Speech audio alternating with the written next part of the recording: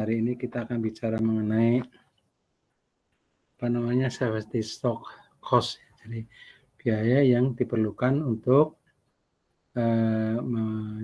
membuat atau menyediakan persediaan cadangan ya. Oke.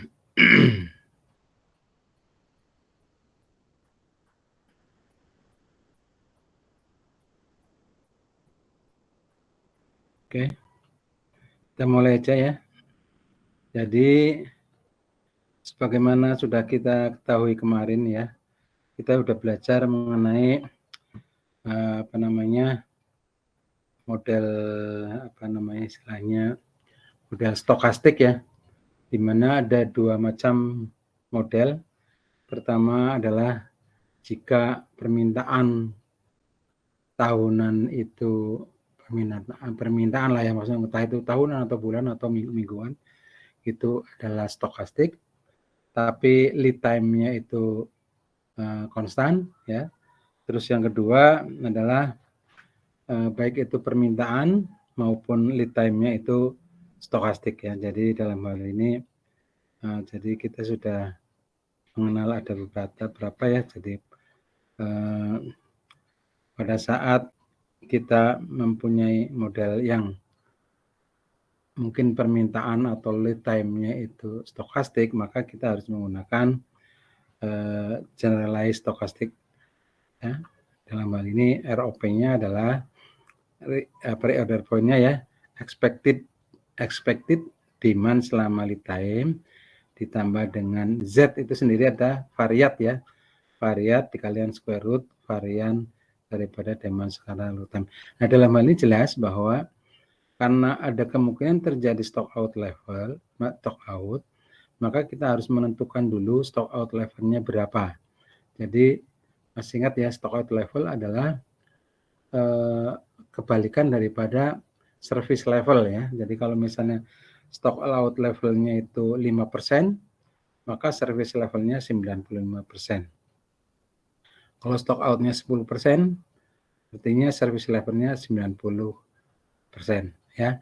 Ya, jadi dalam hal ini service level adalah kemampuan untuk melayani pelanggan selama periode yang ditentukan ya. Jadi maksudnya kalau dalam 1 tahun kata misalnya ya, atau misalnya 10 bulan operasional misalnya ya, 10 bulan operasional kita berharap bahwa service levelnya 90%, artinya apa? Dari 10 periode pelayanan itu paling tidak kita hanya mampu melayani sebanyak 9 kali atau hanya terjadi 1 kali periode di mana kita tidak mampu melayani atau terjadi stock out ya, jadi stock out level 10%. Oke.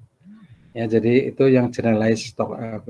Jadi nah, kalau dalam hal ini ternyata stock out demand-nya dalam berdistribusi normal, maka expected level ya, ini expected demand selama lead time bisa langsung diganti dengan rata-rata daripada demand ya dikalikan dengan lead time itu sendiri ya. Jadi jelas di sini kita lihat bahwa kalau ini demand-nya itu normal, berdistribusi normal, maka kita langsung expected demand selama lead time itu bisa kita ganti dengan rata-rata daripada distribusi normal tersebut dikalikan dengan lead time. Oke. Ya. Nah, terus berikutnya kalau misalnya ternyata bahwa baik itu demand maupun stokastik maupun lead time itu sama-sama berdistribusi normal, maka selain expected demand lead time itu bisa diganti dengan rata-rata ini, demikian juga untuk ininya kita sudah bisa menentukan tentang, karena lead time-nya itu rata-ratanya sudah diketahui lewat distribusi normal ini. Jadi kita langsung aja di sini yang ada varian daripada demand lead time itu sama dengan rata-rata daripada lead time dikalikan varian demand-nya ditambah dengan varian rata-rata kuadrat daripada demand dikalikan dengan varian daripada lead time. Itu nah ya. Jadi cukup jelas ya bahwa dengan aturan tersebut kita bisa menghitung ROP-nya. Nah, sekarang permasalahannya adalah kalau misalnya distribusinya tidak normal. Katakanlah Bapak kan sudah mengatakan bahwa ada kemungkinan permintaan mobility time itu tidak selalu dalam bentuk distribusi klasik ya. Di sana normal atau uniform atau apa yang diketahui rata-ratanya berapa, standar deviasinya atau variannya berapa gitu ya. Kadang-kadang justru kalau masalah kayak produksi, masalah penjualan atau apa itu distribusinya tidak begitu jelas. Distribusinya apa? Cuman kita punya rekod atau catatan dari penjualan atau misalnya penggunaan barang dari tahun-tahun sebelumnya gitu misalnya. Itu mungkin kita tidak bisa menggunakan rumusan yang ini ya. Jadi kita akan terpaku pada kita harus menghitung expected selama lead time berapa gitu kan ya. Nah, jadi kita akan bahas ini hari ini. Jadi kalau misalnya kita lihat ini persediaan pengaman atau safety stock itu dapat mengurangi biaya storage. Jadi kita memberi persediaan cadangan lah dapat dikatakan itu ya. Itu kan untuk mengantisipasi terjadinya stock out, ya kan. Nah, namun demikian tadi ya kita lihat sini ya bahwa kita harus melakukan sini kan ada stock out levelnya berapa gitu ya. Jadi tapi stock out level tersebut persediaan stock out tersebut untuk mengantisipasi persediaan yaitu stability stock itu akan meningkatkan biaya penyimpanan gitu kan ya. Ya kan jadi secara otomatis bahwa dalam hal ini kita bisa memperhitungkan ya karena kalau kita lihat nih bahwa holding cost itu naik ya kan, tapi shortage cost-nya ya kan ini ada kemungkinan menurun dikarenakan adanya adanya usaha untuk menyimpan persediaan untuk mengantisipasi terjadinya stock out gitu ya. Nah, berarti kalau seperti ini secara otomatis kita bisa menentukan optimumnya berapa gitu ya. Kita lihat di sini. Masalahnya jika fungsi permintaan berdistribusi sembarang ya, bukan distribusi normal misalnya, bagaimana tingkat terbaik dari safety stock yang akan menimbulkan holding cost dan stock out cost itu minimal gitu ya. Nah, dalam hal ini ada dua permasalahan utama yaitu kalau misalnya kita mempunyai informasi tentang biaya stoknya berapa. Ya. Tapi terkadang kita juga berhadapan dengan permasalahan di mana biaya stock out itu tidak diketahui sebagaimana kita pernah sampaikan bahwa kalau misalnya persediaan obat-obatan rumah sakit gitu misalnya ya. Nah, dalam hal ini kalau misalnya obat-obatan biasa yang generik bahkan ya mungkin misalnya gitu ya. Kayak misalnya paracetamol gitu misalnya. Mungkin ketiadaan barang itu tidak begitu berdampak terhadap pelayanan gitu ya. Sehingga mungkin nggak apa-apa kalau misalnya sampai terjadi keterlambatan supply gitu misalnya. Orangnya sudah dikasih sekarang, nanti tapi terus ternyata karena habis harus cari dulu gitu misalnya. Nah itu mungkin nggak ada masalah gitu. Tapi kalau untuk barang-barang yang sangat krusial, sangat penting, sangat dibutuhkan gitu misalnya aja obat-obatan untuk yang penanganan stroke gitu misalnya atau penanganan jantung gitu misalnya. Dalam hal ini timing itu harus tepat gitu. Maksudnya begitu diperlukan harus selalu ada. Ya. Nah, dalam hal ini teman permasalahannya adalah bagaimana mengukur tentang cost ya atau biaya yang dikarenakan ketiadaan barang tersebut. Itu kan yang jadi masalah kan ya. Jadi dalam hal ini memang kita sering harus memperhitungkan untuk masalah-masalah persediaan di mana biaya stock out-nya tidak diketahui. Ukurannya berapa kalau misalnya terjadi kelangkaan obat tersebut, terus sampainya akhirnya terjadi fatal gitu pada pasien. Nah ini dalam hal ini kan kita tidak bisa mengukur berapa sih biaya stock out terjadi gitu. Tapi kalau misalnya biaya stok kayak seperti paracetamol gitu, atau apa gitu misalnya, itu nggak ada masalah sehingga mungkin kita bisa oke lah kalau misalnya paling enggak biayanya itu dipandang dari pengadaan yang baru, misalnya ada taman segera gitu misalnya ya, kita beli di luar gitu misalnya, akhirnya ada biaya transport, ada apa dan seterusnya, nanti secara otomatis kita bisa mengukur berapa sih biaya stock out tersebut, ya. Itu kira-kira seperti itu ya. Jadi kita bagi dua, pertama adalah untuk masalah di mana biaya stock out diketahui ya tadi, atau yang kedua adalah biaya stock out tidak diketahui. Ya, cukup jelas ya. Mungkin ada pertanyaan, silakan.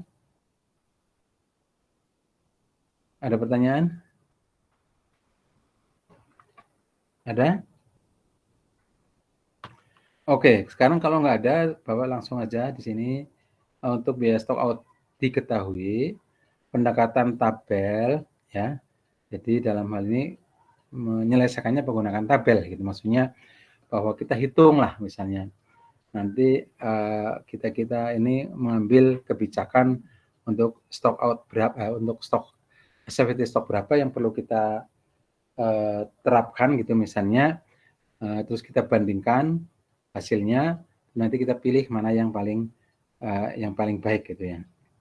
Oke, sekarang masih kita ingat ya bahwa shortage cost per unit itu mencerminkan kehilangan kontribusi. Bahkan juga kadang-kadang kehilangan goodwill. Nah, ini kalau kontribusi mungkin tidak begitu berdampak lah ya, paling tidak misalnya kalau kehilangan daripada keuntungan kan karena kita tidak mampu menjual gitu ya kan gitu ya. Atau mungkin tapi kalau sampai sering kali terjadi shortage tersebut, kelangkaan barang tersebut, mungkin akhirnya menjadi kehilangan goodwill. Kehilangan goodwill dalam pengertian bahwa nanti customer kita, klien kita, kalau ada kan kita sebagai punya retail stock gitu ya misalnya, usahanya dia pindah ke toko lain gitu. Nah ini sudah kehilangan goodwill, itu biasanya ukurannya akan lebih parah dibandingkan dengan kehilangan kontribusi. Terus yang kedua adalah probabilitas permintaan selama lead time, ini harus diketahui. Diketahuinya tidak harus dalam bentuk fungsi-fungsi klasik ya. Maksudnya masih ingat ya bahwa yang penting kita tahu bahwa distribusi itu biasanya dalam bentuk kayak seperti normal ya. Normal itu kan bentuknya kayak gini ya. Jadi mungkin mengecil terus nanti besar gitu. Tapi suatu kesatuan atau kesepakatan distribusi kan PDF ya. Itu biasanya luasannya itu sama dengan 1. Artinya jumlah probabilitas yang semua event, semua kejadian itu sama dengan 1. Selama kita punya event-event yang katakanlah misalnya nanti totalnya probabilitas adalah 1, itu kita sah mengatakan sebagai distribusi ya. Kenapa? Tidak harus yang klasik seperti normal atau norm atau apa yang klasik-klasik ya. Tapi kita sering menghadapi justru distribusi yang bersifat random, burst gitu ya. Maksudnya tidak begitu jelas polanya seperti apa. Tapi yang penting adalah bahwa jumlah probabilitas semua event yang ada, semua kejadian yang ada itu jumlahnya sama dengan 1, itu kita sah untuk mengatakan sebagai distribusi. Ya, oke. Jadi dalam hal ini kita perlu mempertimbangkan kalau misalnya kejadian selama ini, katakanlah misalnya reorder poinnya sekian, nah biasanya kan selama ini artinya apa? Selama ini yang tanpa safety stock, ya. Nah itu berdasarkan data-data yang kita punya, ya kan? Jadi kita punya data-data tersebut, nanti kita pertimbangkan apakah kedepannya untuk mengantisipasi terjadinya shortage tadi, apakah kita perlu membuat atau mengadakan safety stock.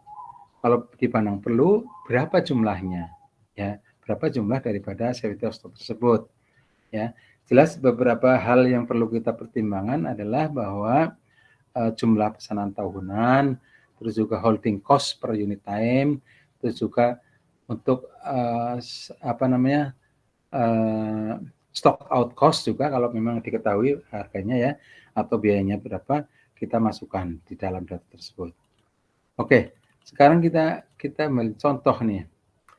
Sebagai contoh misalnya ada suatu perusahaan menerapkan bahwa reorder point saat ini ya adalah 50 unit ya. Dalam hal ini saat ini artinya tidak ada safety stock ya.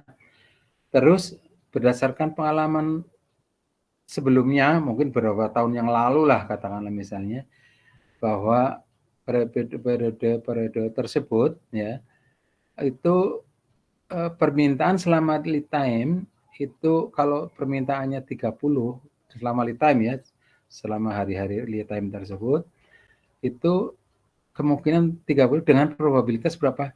20% atau 0,2 ya. Terus permintaan lead time pernah juga terjadi katakanlah misalnya beberapa tahun yang lalu bahwa permintaan selama lead time itu 40 gitu ya. Terus di sini probabilitasnya berapa? 0,2 atau 20% ya. Terus juga pernah kejadian bahwa permintaan selama lead time itu 50 ya kan. Nah, jadi dalam hal ini dengan dari data tersebut probabilitas terjadinya permintaan selama lead time sebanyak 50 ada 30% dan seterusnya. Ini ada 60, ada 70 ya. Kita lihat di sini. Event-event yang ada itu hanya ada 5 kategori, yaitu bahwa permintaan 30, permintaan 40, permintaan 50, permintaan 60, sama permintaan 70 selama lead time ya. Nah, dengan probabilitas kalau permintaannya 30 itu probabilitasnya 0,2. Kalau permintaannya 40 itu 20% atau 0,2. Ya sama-sama ya. Terus kalau 50%, 50 maaf, itu probabilitasnya 0,3 atau 30% dan seterusnya. Kita lihat di sini probabilitas total probabilitasnya untuk semua kejadiannya adalah 1. Jadi sah kita katakan bahwa distribusi ini permintaan prima selama time ini berdistribusi. Masalah namanya distribusinya apa kita tidak perlu tahu, maksudnya kita tidak tahu maksudnya. Bahwa yang penting bahwa data-data yang kita punya ini sudah merepresentasikan suatu distribusi karena sudah mencakup semua eventnya dan total probabilitas daripada semua eventnya adalah 1 ya. Jadi nggak ada data yang misalnya selama lead time itu cuman misalnya katakanlah misalnya 35 atau 25 itu nggak ada. Adanya hanya 30, 40, 50, 60 dan 70. Ya cukup jelas ya. Mungkin ada yang mau tanya silakan.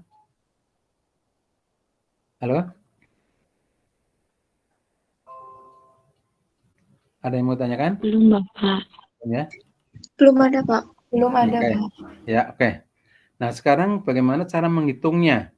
Menghitung daripada kebijakan safety stock tersebut dengan data seperti ini. Oke, kita menggunakan tabel, metode tabel ya, di mana di sini kita membuat tabel tentang safety stock levelnya ya. Maksudnya nanti kita berarti ke depannya ini kita mau pakai safety stock berapa gitu kan gitu. Pilihan pertama adalah oke, kita tetap aja nggak usah pakai safety stock. Artinya apa? Safety stocknya adalah 0 ya. Karena safety stocknya 0, maka holding cost-nya untuk safety stock tersebut itu 0. Ya kan? Karena nggak ada yang dipersiapkan untuk sebagai antisipasi terjadinya stock out. Tapi expected shortage cost-nya ya, jadi paling tidak ada kemungkinan di situ kan, harapan daripada terjadinya biaya karena adanya stock out tersebut adalah kemungkinannya berapa? Kita lihat di sini bahwa saat ini itu 50. Ya kan? Padahal kalau permintaan di atas 50 ya, di atas 50 adalah ada 60 sama 70 ya. Kalau sampai terjadi permintaannya 60, artinya apa? Artinya kita harus menanggung biaya ya kan sebanyak 10 dikalikan berapa? Dikalikan dengan probabilitasnya berapa? Probabilitasnya adalah 0,25. Jadi kalau kita tetapkan bahwa kita tidak akan melakukan safety stock, artinya kan berarti ROP-nya cuma 50 nih. Ya, padahal ada kemungkinan di sini ya, ada kemungkinan terjadi permintaan sebanyak 60. Kalau terjadi permintaan 60 artinya apa? Artinya akan terjadi shortage ya atau kelangkaan barang sebanyak 10. Kemungkinannya berapa? Kemungkinannya adalah 0,25. Probabilitasnya 0,25.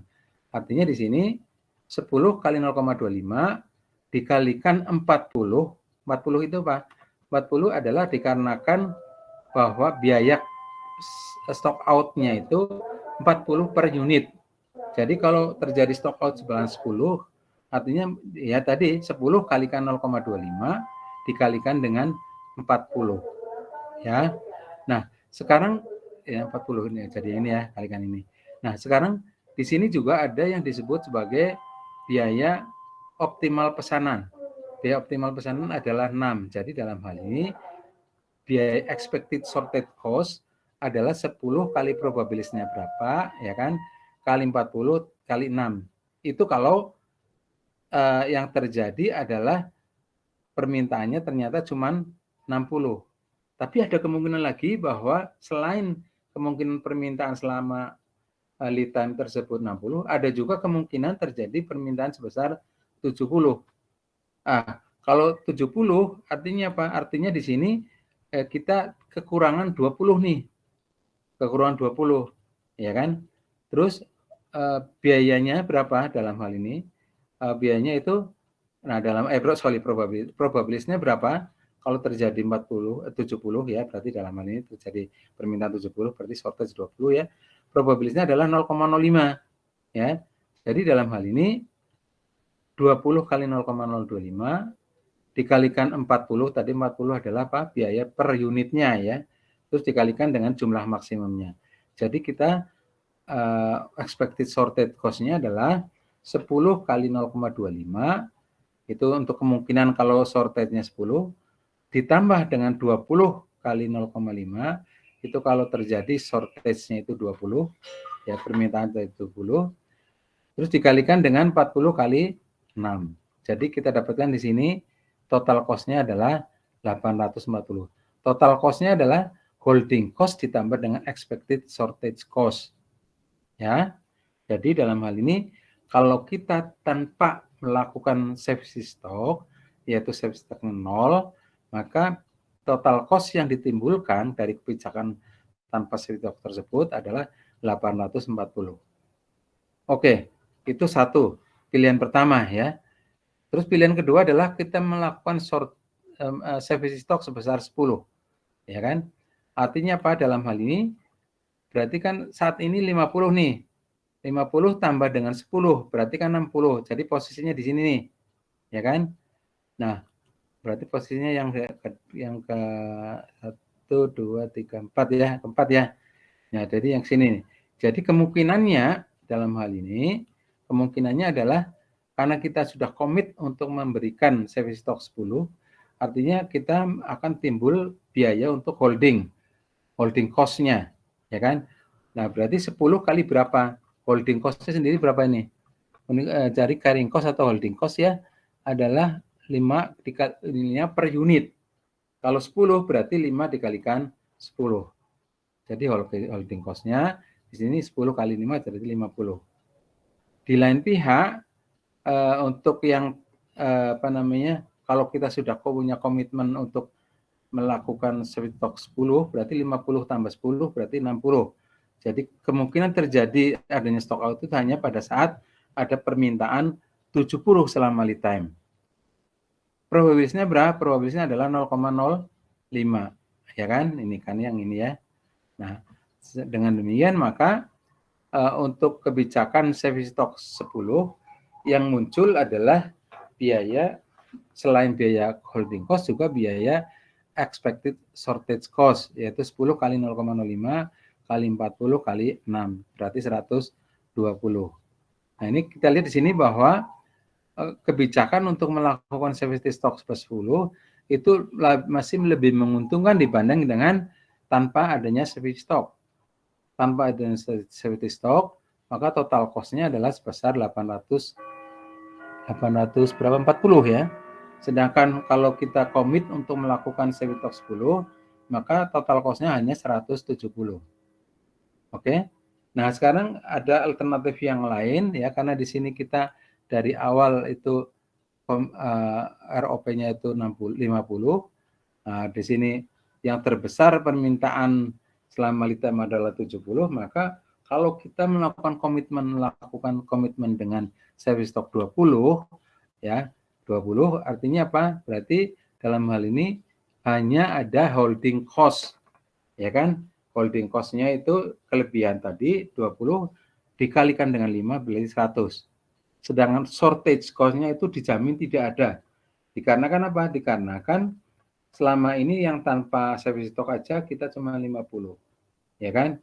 Nah, sekarang kalau misalnya permintaan paling besar selama itu 70 dengan probabilitas 0,05, artinya kalau kita sudah komit 20 unit, ya kan, service stock, maka yang ada hanyalah holding cost. Dan ini ternyata nilainya total cost-nya itu 100. Nah, artinya apa? Dari option-option yang ini, pilihan tadi tanpa service stock 0 ya, 8 cost-nya adalah 840, dengan service stock 10, maka kita juga sudah mendapatkan keringanan jauh ya, dari 80 jadi 140 menjadi 170. Tapi kalau kita langsung komit untuk 120, maka kita akan hanya mendapatkan atau mengeluarkan total cost-nya hanya 100. Jadi inilah kebijakan paling optimal, yaitu dengan melakukan service stock sebesar 20. Ya, cukup jelas ya? Cukup jelas? Halo? Oke. Sekarang Bapak ingin kalian coba menghitung ya. Ini untuk kuis ya. Jadi ini Bapak langsung pakai kuis saja sini.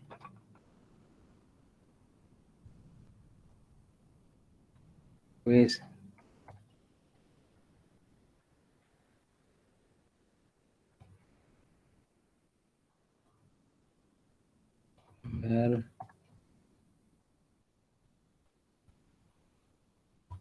Oke. Ini soalnya ya.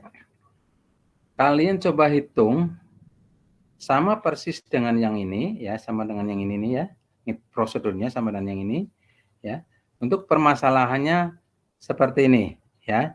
Nah, di mana di sini probabilitasnya itu permintaannya 30 sama lead time, 40, 50, 60 sama 70 ya.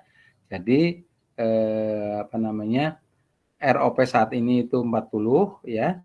Terus nanti carrying cost-nya adalah 5 dan stock out cost itu 35. Oke, kalian coba hitung. Di sini sudah ada contohnya ya untuk kemungkinan kebijakan satu kebijakan satu kita sudah hitungkan di sini bahwa total biaya kebijakan ini adalah 2.337. Sedang kebijakan 2 ini dengan service stock 10, kebijakan 3 service stock 20, kebijakan 4 adalah 30. Ya. Oke, kalian hitung. Ini merupakan kuis, nanti Bapak tunggu mungkin sekitar 15 menit ya. Nanti kalian langsung upload di di folder Eldiro ya. Oke, silakan langsung aja. Kalau ada yang mau tanya silakan tanya dulu boleh.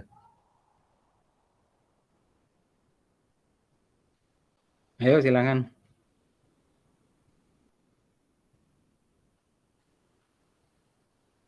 Ya.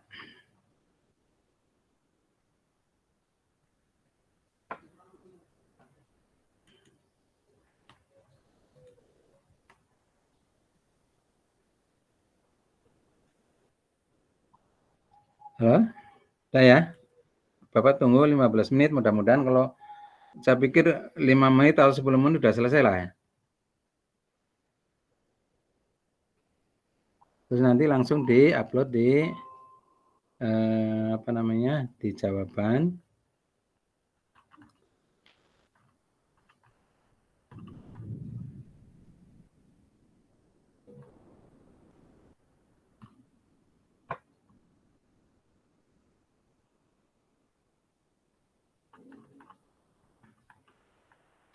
Nanti difoto aja ya, jawabannya foto langsung diupload ke Eldiro.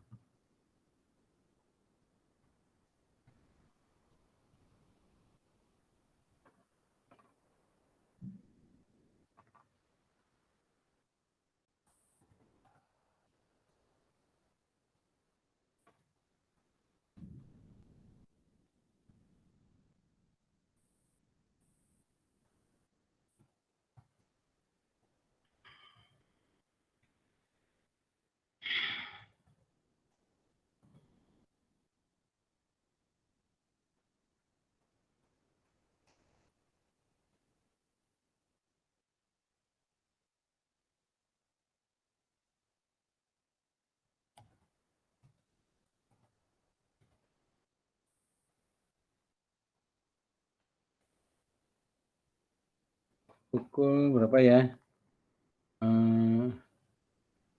Oke. Sampai 14 lah ya. Pukul 2 ya.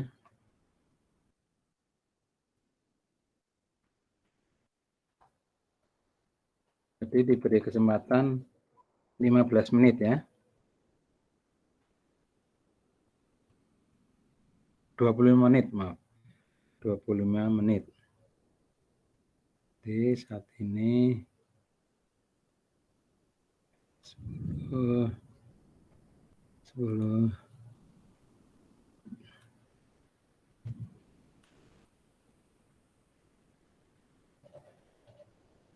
10.35 ya. Sampai